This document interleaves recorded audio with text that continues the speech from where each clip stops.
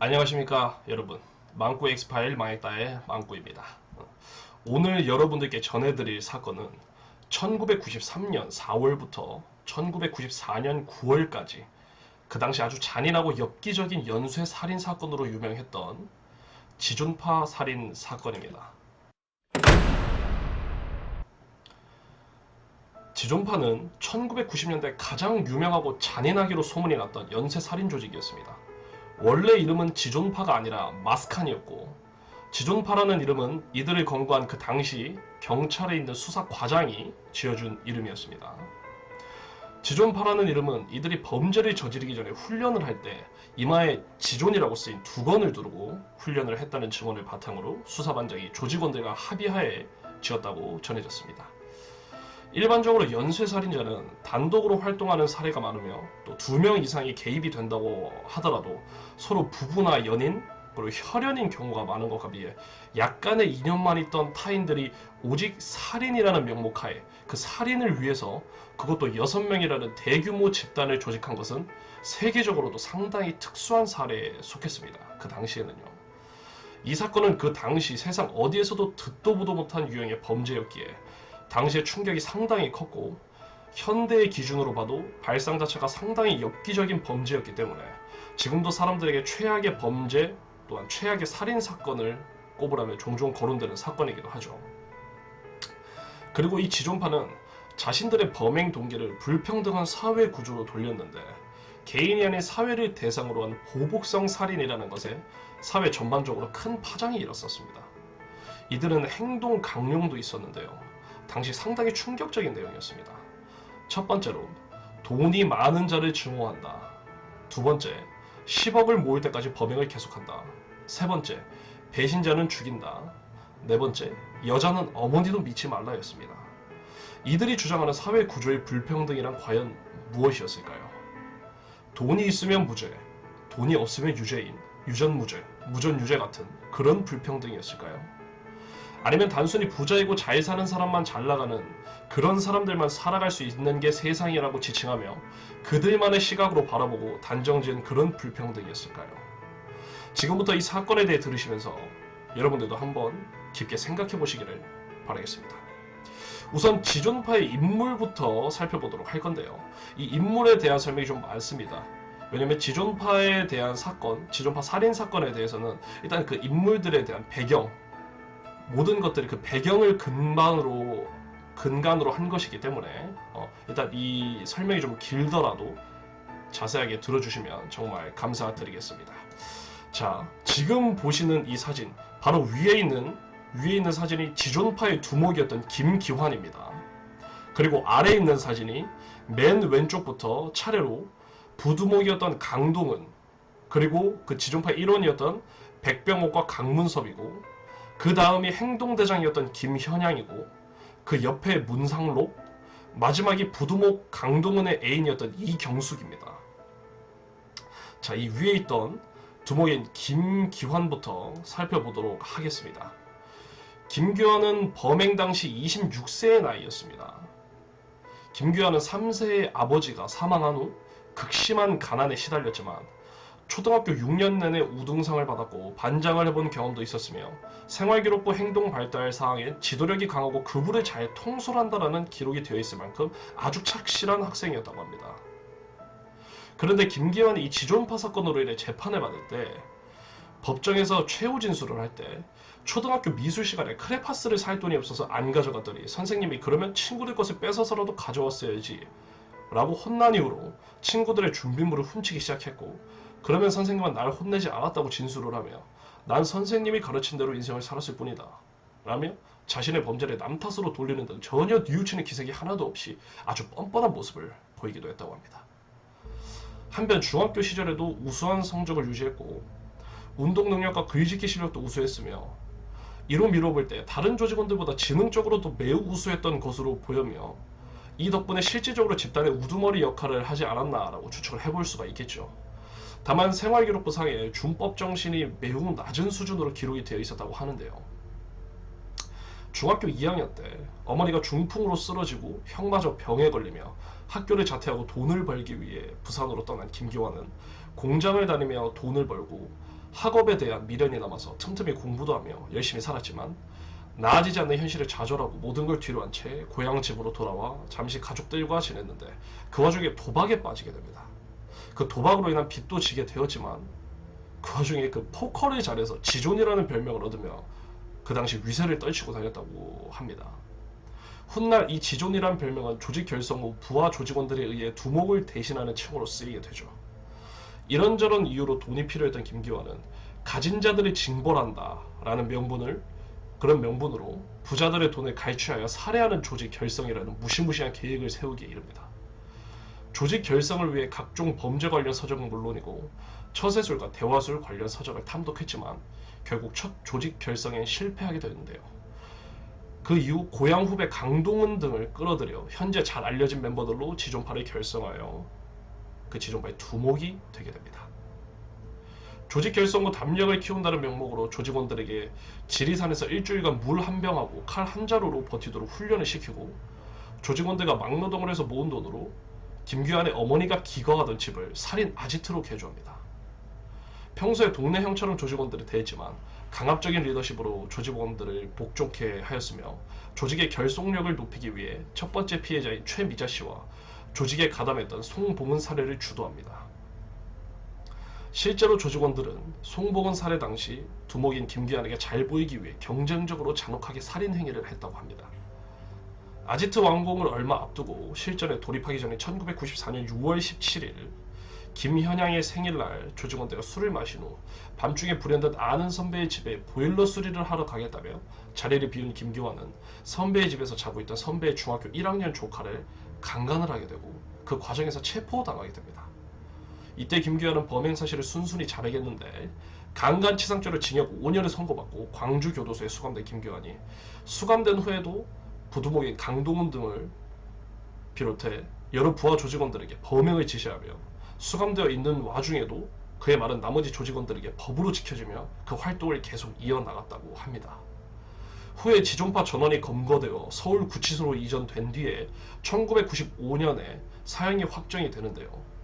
사형 선고를 받고 나오는 길에 야, 대통령 2명은 무죄인데 나는 왜 유죄요? 이건 세상 법이 X 같은 것이에요 라는 말을 남겼는데 이 말이 각종 매체에 전해지게 되면서 굉장히 큰 이슈가 되었다고 합니다. 자, 그 다음으로는 부두목인 강동은에 대해 한번 살펴보도록 하겠습니다. 강동은은 검거 당시 21세의 21세의 나이로 고등학교를 중퇴했고 특수절도와 폭력으로 인해 전과 2범이었습니다. 강동은은 김기환의 국민학교와 중학교 후배였고 학창시절부터 폭력적인 성향이 짙어서 그부들을 자주 폭행했고 고등학교 재학 중에 동창인 문상록과 함께 이웃집에 벼 2가마니를 훔쳤다가 절도 전과를 갖게 됩니다. 그 후 방황을 하다가 결국 문상록과 가출해서 상경을 한 후 막노동을 시작했고 전과 삭제를 위해 4년간 열심히 일해 모은 돈 1,500만 원을 변호사에게 주었다가 돈만 날렸을 뿐 여의치 않자 그때부터 부유층에 대한 적개심이 생겼고 경제적 여건이 나아지지 않자 귀향을 해서 도박에 빠졌다가 김기환을 만나 조직에 합류하게 됩니다. 김기환에게 충성을 보이며 그 당시 지존파 일원이었던 문상록과 백병호 그리고 강문섭 등을 소개시키는 등 초반에는 굉장히 적극적인 자세를 보였고요.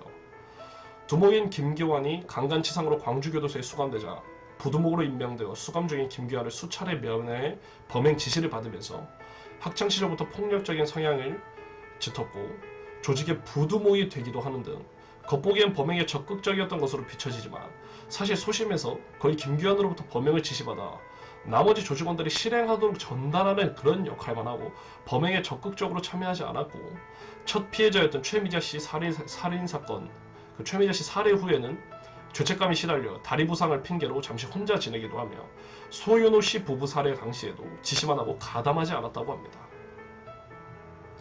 지존파가 체포되기 며칠 전 잡일과 요리를 해줄 사람이 필요하다는 명목으로 자신의 여자친구였던 이경숙이 일하던 주점에 그 주점에서 이경숙이 진 빚을 대신 갚아주고 이경숙을 지존파의 일원으로 들이게 되며 그렇게 이경숙이 조직에 합류한 지 이틀째 되던 날 아침에 반찬거리를 사러 트럭을 타고 아지트에 나섰다가 미행하고 있던 경찰과 1.5km 추격전을 벌인 후에 조직원들 중 제일 먼저 체포되었다고 합니다. 다음으로는 가장 악랄하기 그지없던 행동대장이었던 김현양에 대해 살펴보도록 하겠습니다. 검거 당시 22세였던 김현양은 중학교 2학년을 중퇴했고 상여자가 1범이 있었는데요. 김현양은 김기환과 조직의 영향을 가장 많이 받은 인물이기도 합니다.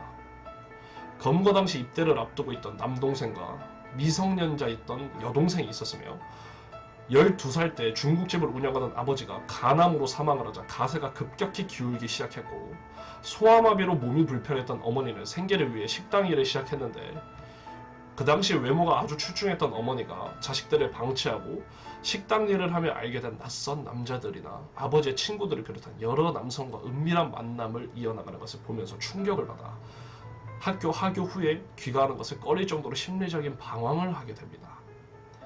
결국 그의 어머니는 아버지가 사망한 지 얼마 지나지 않아 아버지의 친구와 재혼을 하고 이때부터 어머니에 대한 배신감, 증오심은 커지기만 했고 이는 일종의 여성 혐오로 변모하게 되었습니다. 결국 중학교 때 어머니와 다툰 후 가출하여 광주로 올라가 앵벌이, 껌파리, 절도 등을 하며 서울로 상경에 장사를 시작했지만 실패하고 또 운수회사에 취직을 했지만 취직한 지 얼마 되지 않아 다른 이로부터 김규환을 소개받고 조직에 가담하게 됩니다. 조직에 합류한 뒤 내재되어 있던 강한 폭력성을 드러내며 두목인 김규환과 조직에 대한 충성심을 보였고 그로 인해 행동대장을 하게 되죠.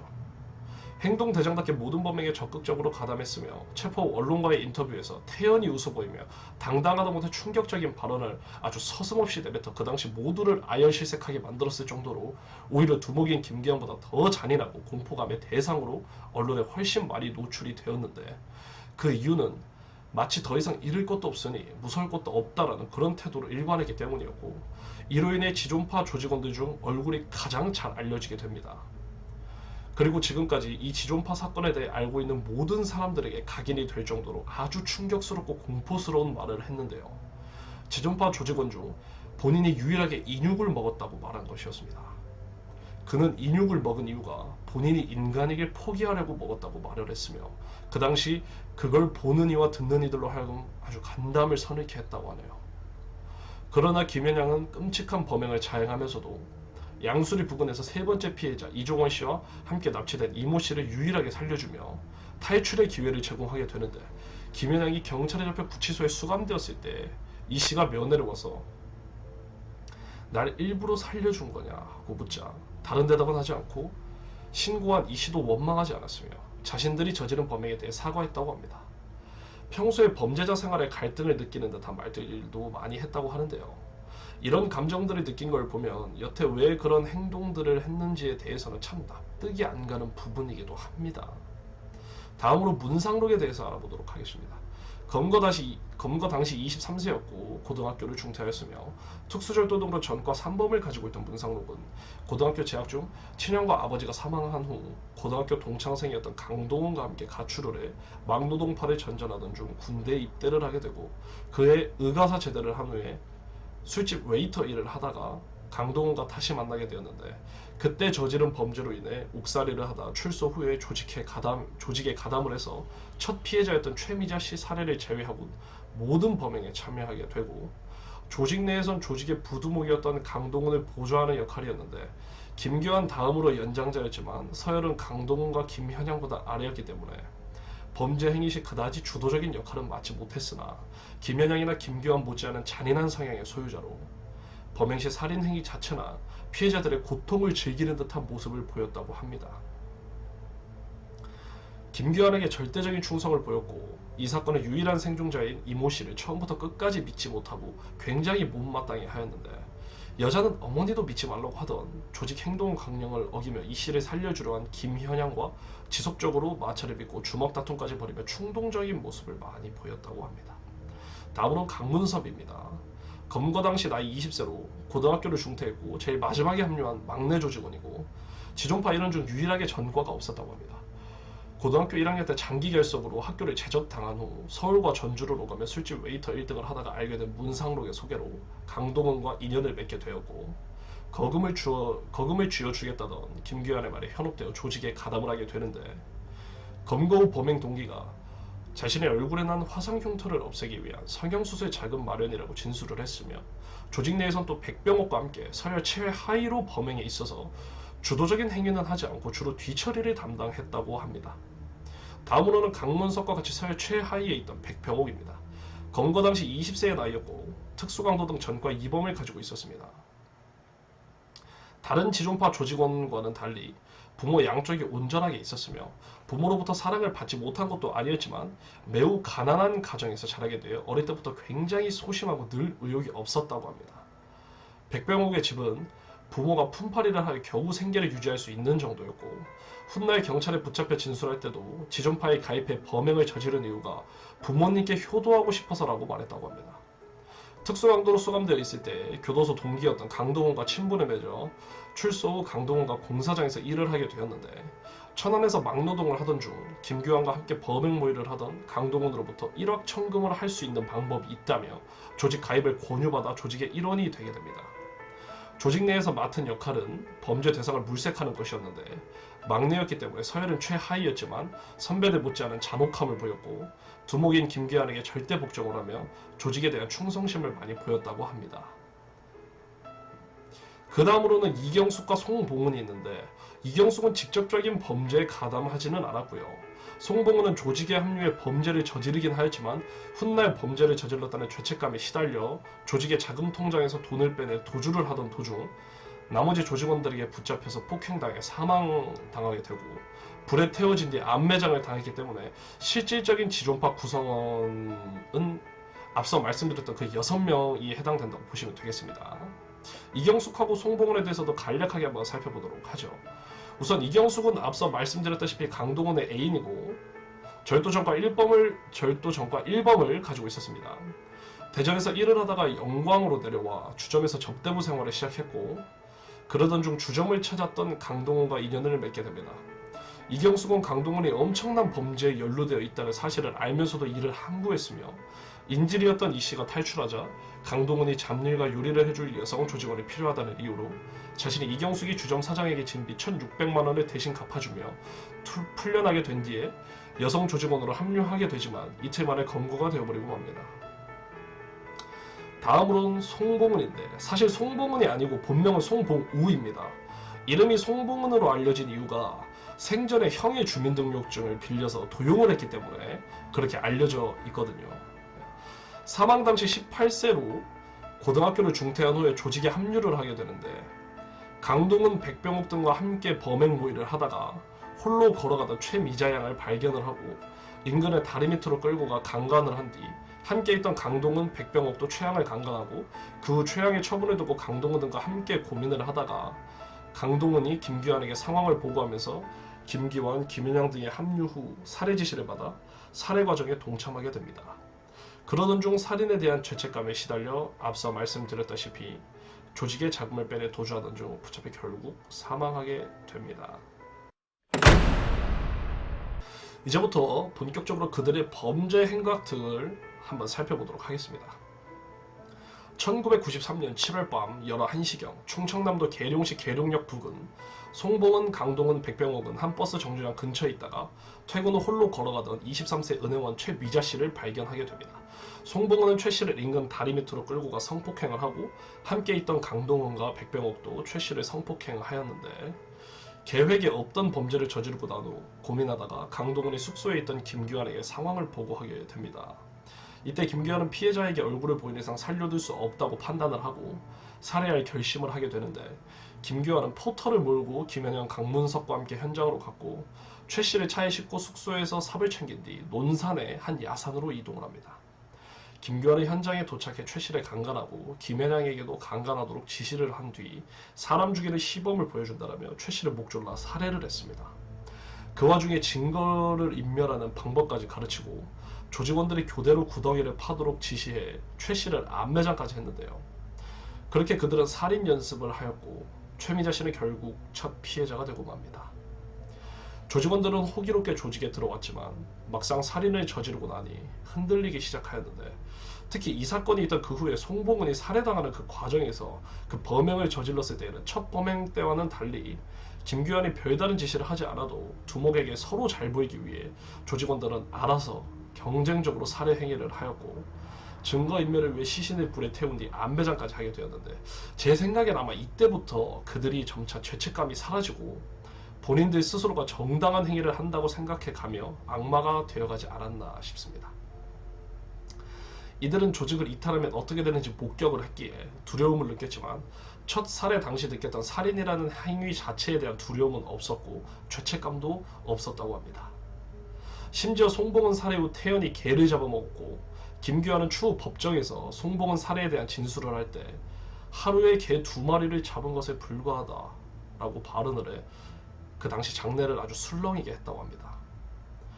그 후 이들은 본격적인 범행에 착수하기 위해 당분간 아지트 건설을 목표로 돈을 모으는 데만 전념하기로 하며 지출을 최대한 줄이고 대전 일대에서 막노동을 해 모은 돈으로 김규환의 어머니의 집을 차근차근 살인을 위한 아지트로 개조해 나가기 시작했습니다. 김규환은 가족들과 이웃에게 어머니께 효도하기 위해 어머니를 모시고 살집을 새로 짓는다 라고 말을 했고 그들과 함께 일했던 동료들은 젊은 청년들이 성실하게 일한다며 흐뭇해했다고 합니다. 설마 그들이 등 뒤로 그런 끔찍한 범행을 모의하고 있을 거라고는 상상도 짐작도 하지 못했겠죠. 지금 보시는 이 사진이 지존파가 범죄에 사용했던 범죄용 아지트에 대한 약도입니다. 자, 바로 이 사진인데요. 이 사진이 지존파가 그 당시 김기환 어머니가 살던 집을 아지트로 개조해서 쓰고 시신 6기까지 위에서 이 보시면 소각장이 보이십니다. 보실 수 있을 겁니다. 이 소각장에서 시신을 태운 뒤에 이 뼈들을 안매자 했던 거죠. 그리하여 1994년 7월 말 살인을 위한 그들만의 아지트가 완공되어집니다. 아지트 완공 전까지는 주민들의 접근을 막았다가 아지트가 완공되자 그들은 아주 태연하게 이웃 주민들을 초대해 집들이까지 했습니다. 이들의 아지트는 요새처럼 아주 치밀하게 설계가 되어 있었는데 의심을 피하기 위해 건물 외벽에 분홍색 페인트까지 칠하고 일반 가정집처럼 해놨지만 지하에는 무려 3천만 원을 들여 피해자들을 납치해 감금해서 그렇게 감금을 해둘 감금시설과 시체를 소각하는 소각장까지 만들어 놓았습니다. 아지트 완공과 동시에 조직원들은 김현양의 중학교 후배인 무기브로커 이주연 씨로부터 무기를 구입해 범행 도구들을 완비하고 또 범행 대상 물색을 위해 현대백화점 신용 판매부 직원이었던 김민경 씨로부터 백화점 고액 거래자 명단을 구입합니다. 물론 지존파가 살인극에 쓸 거라는 걸 처음부터 알고 넘겨주지는 않았겠지만 개인정보 유출이 얼마나 무서운 결과를 빚을 수 있는지를 보여준 최악의 사례이기도 하겠죠. 이제 준비가 다 되었다고 판단한 강동원은 김규환을 면해 본격적인 범행에 착수할 것을 허락받고 조직원들은 평소 김규환이 말했던 대로 벤츠나 그랜저 등의 고급차를 몰고 다니는 사람들을 범행 대상으로 삼았습니다. 그리고 1994년 9월 5일 오전 12시경 아지트를 떠나 서울로 출발한 뒤 당일 밤 서울 워커힐 호텔 부근에서 1박을 하고 7일에 범행을 시도했으나 결국 실패하게 됩니다. 범행 실패 후 바로 경기 남양주시 조안면 송촌리 낚시터 부근으로 장소를 옮겨 차를 주차한 뒤 도로 밑에서 범행 대상이 나타날 때까지 잠복을 하던 중 그로부터 몇 시간 뒤에 도로에 그랜저가 나타나자 강동은이 승용차로 그랜저 차량을 가로막았고 나머지 조직원들이 가스총과 칼 등으로 그 안에 타고 있던 이종원 씨 36세 남과 이모 씨 27세 여를 위협해 밖으로 끌어냅니다. 테이프와 끈으로 두 사람의 손과 발을 결박하고 눈을 가린 채로 포터에 실어 아지트로 납치하고 아지트에 도착하자마자 두 인질의 인적 사항 등을 취조했는데 여기서 한 가지 문제가 있었습니다. 바로 둘 다 자신들이 원하던 부자들이 아니었던 것이죠.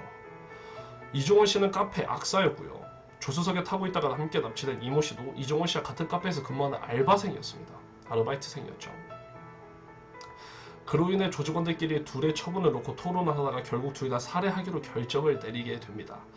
다음날 조직원들이 돌아가며 이모 씨를 성폭행했고 이종원 씨에게 술을 잔뜩 먹여 취하게 한 뒤 비닐봉지를 머리에 씌워 질식사시키고 교통사고로 위장해 살해할 계획을 세우게 되는데 이때 여자도 함께 죽이면 수상해 보일 수 있다는 논리로 이모 씨도 함께 죽이려고 했던 다른 조직원들을 설득시킨 김현양이 이 씨를 살려주는 대신 이 씨에게 공범의식을 심어줌으로써 이 씨가 다른 조직원들로부터 신임을 얻을 수 있도록 이종원 씨 살해 과정에 동참하도록 유도하게 됩니다.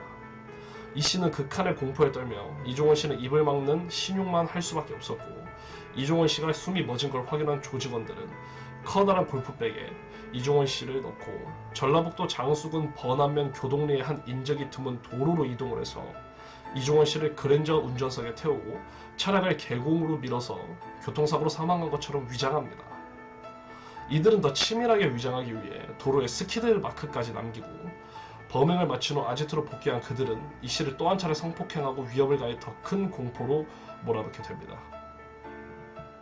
그리고 1994년 9월 13일 경기 성남시 남서울공원 묘지 근처에 주차된 그랜저 차량을 발견하고는 성묘를 하던 43세 남자 소윤호 씨와 35세 여자 박미자 씨 부부에게 차량 바퀴에 펑크가 난 것 같다며 부부가 그 차량의 소유주임을 확인하고 공기총을 발사해 위협을 한 뒤 이전 범행 때와 유사한 방법으로 부부를 납치해 아지트로 이동합니다.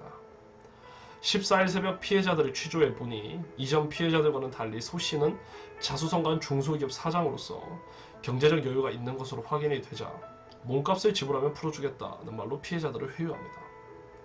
이에 조직원들은 소 씨 부부의 몸값으로 1억 원을 요구했고 소 씨로 하여금 회사 직원에게 교통사고가 크게 났는데 피해자에게 1억 원을 지불해 합의를 보기로 했다라고 거짓말을 해서 돈을 건네받도록 지시를 하고 소 씨로부터 1억 원까지 지불할 수 없지만 8천만 원까지 된다는 확답을 받은 뒤 같은 날 오전 광천 시외 버스 터미널로 향하게 되고 조직원들은 경찰에게 범죄가 발각되었을 경우를 대비해 차량에 다이너마이트도 구비해 놓았는데 김현양이 다이너마이트 조작을 잘못하여 손과 발에 부상을 입고 아지트로 복귀를 하게 됩니다. 오후 2시경 조직원들이 지켜보는 가운데 소 씨는 회사의 총무부장으로부터 8천만 원이 든 돈가방을 건네받았는데 이때 남편 소윤호 씨는 도주하거나 구조신호를 보낼 수도 있었습니다. 하지만 아내인 박미자 씨가 인질로 잡혀 있었고 또 당시에는 돈만 지불하면 정말 풀어주리라고 믿었기에 돈만 받아오게 됩니다. 돈가방을 받고 아지트로 복귀한 그들은 그날 밤 처음 만져보는 큰돈의 기쁨에 취해 소 씨 부부의 처분을 놓고 토론을 했는데 살려주자, 아니다 죽여야 한다 라는 의견이 반으로 나뉘었지만 결국 원칙대로 죽여야 한다는 의견으로 모아져 부부를 살해하기로 합니다. 이들은 부부에게 집으로 돌려보내주겠다며 술을 먹여 물리적으로 저항하지 못할 때까지 취하게 한 뒤 잡혀있던 이 씨를 확실하게 범죄에 가담시킬 목적으로 총을 발사하여 소 씨를 살해하도록 지시를 합니다.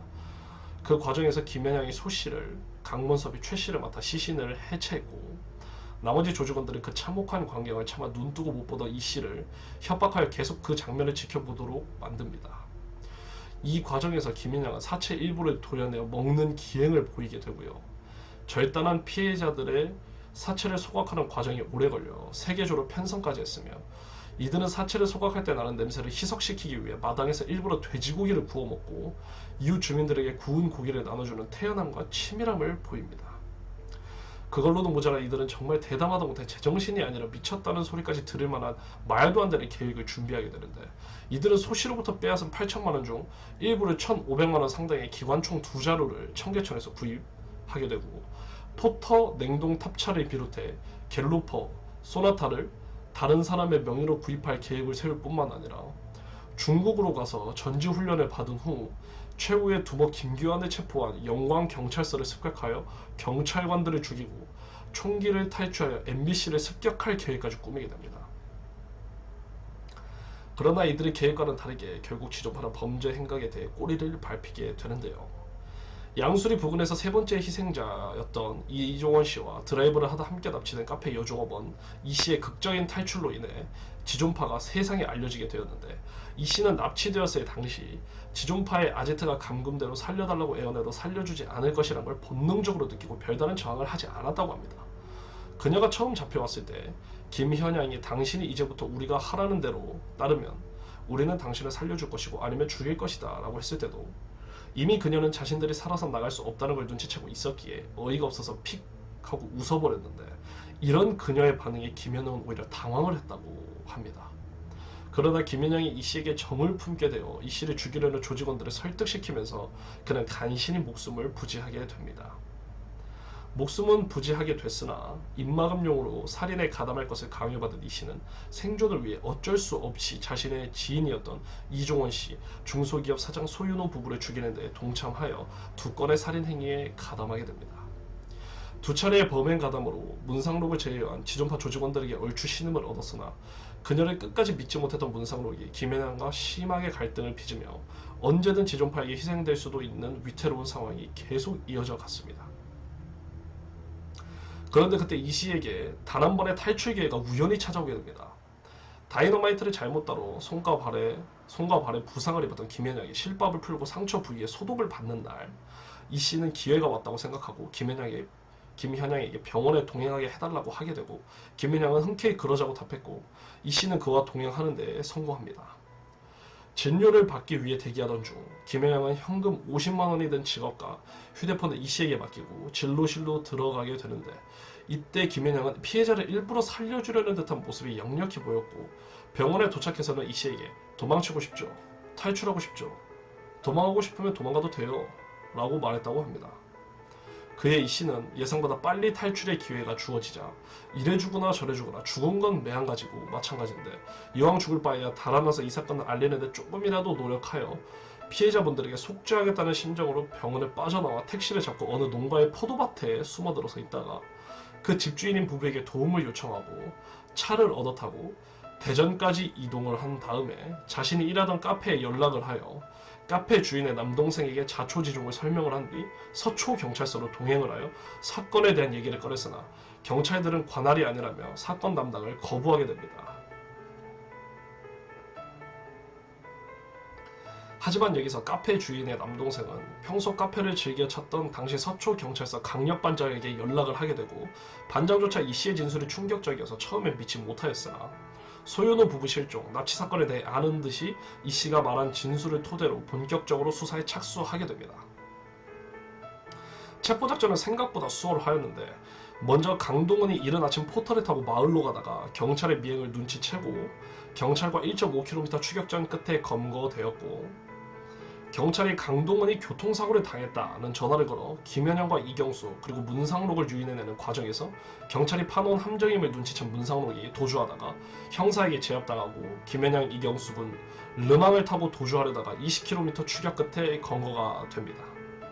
나머지 조직원들은 아지트에 있다가 아지트를 급습한 경찰들에 의해 모두 검거되었는데, 이 씨의 탈출 후 이들이 하루라도 빨리 아지트를 떴으면 검거되지 못했거나 검거되더라도 시간을 벌 수 있었을 테지만, 이 씨가 탈출했음에도 아지트에 남아 있었던 이유는 이 씨의 탈출 성공 후 그들이 영광파출소 앞에 잠복해 경찰들의 동태를 살폈으나 평소와 같아서 이 씨가 신고를 하지 않은 것이라고 짐작했기 때문인데요. 이런 점을 미루어 보면 여기서 멀리 서울까지 달아나 신고한 이 씨의 기지가 발휘된 부분이라고도 볼 수가 있겠죠. 또 이 씨가 범행에 가담했기 때문에 쉽사리 신고하지 못할 거라 믿은 것도 있고요. 여자는 어머니도 믿지 말라고 거창하게 강령까지 내세워놓고 결국 이걸 안 지켜서 붙잡힌 꼴이다. 안 그래도 검거 후 체포 경위를 드는 김규환이 여자는 어머니도 믿지 말라고 했는데 바보 같은 놈들이라며 질타를 했다고 합니다. 현재도 큰 차이는 없지만 당시에는 중범법자는 검거 즉시 신상 공개를 하는 게 당연하게 여겼으므로 범인 체포 얼굴이 그대로 나왔고, 이들은 카메라 앞에서 돈 없다고 무시하는 것들, 압구정동 야타족들, 모조리 죽이지 못한 게 한이다 라는 식으로 사회에 대한 불만을 드러냈습니다. 또 그들의 강령에 고급 중대형차들을 범행 대상으로 지정했다는 사실이 보도되면서 고급 중대형차 판매량이 일시적으로 감소했으며 고급차들의 중고 매물이 갑자기 늘게 되기도 했습니다. 또한 누가 묻지도 않았는데 김현영은 아주 자랑스럽게 인육을 맛봤다고 했고, 왜 식인을 했냐는 기자의 질문에 대한 답은 인간의 길 포기하기 위해서라고 하는 등 반성의 기미는 눈 씻고 찾아보기도 힘들 정도로 없었으며, 살인의 이유를 불평등한 사회 모순 때문이라며 사회 탓으로 돌리고 자신들의 가치 전도 현상을 정당화하려 했습니다.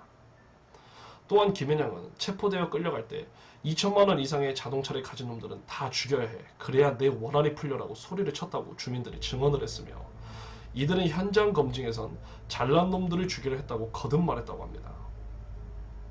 당시 경찰이 지존파로부터 압수한 무기는 다이너마이트 23개, 그리고 뇌관 18개, 망원렌즈가 달린 공기총 1정, 가스총 1정, 등산용 지팡이로 위장한 대검 7자루, 일반 대검 4자루, 전자충격기 1개, 전자봉 1개, 무전기 2대, 호출기 5개였다고 발표한 것을 끝으로 지존파 살인 사건은 끝이 나게 됩니다. 자, 여러분, 여기까지가 오늘 지존파 살인사건에 대한 얘기였습니다. 여러분들 오늘 사건은 다들 어떻게 보셨는지요? 그들이 말한 사회 구조의 불평등이라는 것이 과연 그들 스스로를 악마로 만든 것을 정당화시킬 수 있었다고 보시나요? 그들이 주장한 그 불평등이라는 것이 그들의 세계에서만 통용되는 그런 가치관의 한 부분이 아니었을까 생각이 들었고, 그렇기 때문에 자신들의 말이 맞고 이런 일을 행동으로 옮길 수 있는 사람, 그 불평등을 끊어낼 수 있는 사람은 오직 우리뿐이고 우리만이 변화시킬 수 있다라는 그런 생각의 시작으로부터 이런 끔찍한 일들이 행해지지 않았나 싶습니다. 구조적으로 더 나은 사회가 만들어져야 되는 건 맞지만 절대로 이러한 일이 두 번 다시 일어나야 되지 말아야 되는 것도, 또 단순히 살기가 힘들다 그런 명목하에 살인을 매개체로 쓰는 일도 절대 일어나서는 안 될 것입니다. 이상 망쿠의 엑스파일 망했다였습니다.